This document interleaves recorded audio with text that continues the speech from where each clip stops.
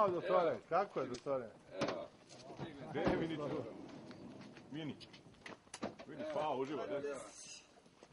Ćao, Vini. Obuci se. Puno moment. Majice. Ok. Ajmo da vidim.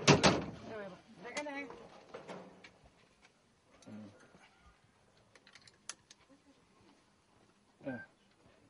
Dobro. Aha, ok. Dobro. Ajde, izvadi ga sad. Ja. Čekaj, ovo njegove stvari, znaš. Ja.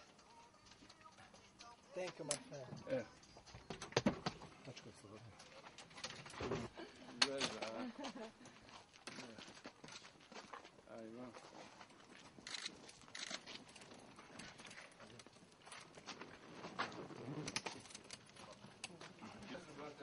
Umorio sam se. Estou muito tranquilo, que a operação, graças a Deus, foi um sucesso.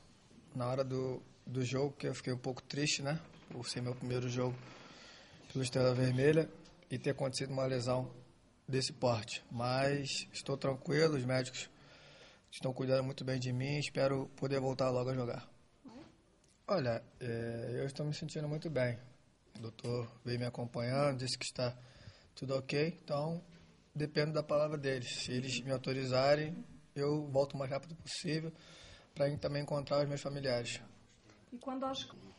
Acho que uns 4, 5 meses. Falaste com os jogadores? Sim, alguns diretores e o Bruno Mezenga, Evandro, o Cadu, Evandro, falaram comigo por telefone, me desejaram sorte, uma boa recuperação.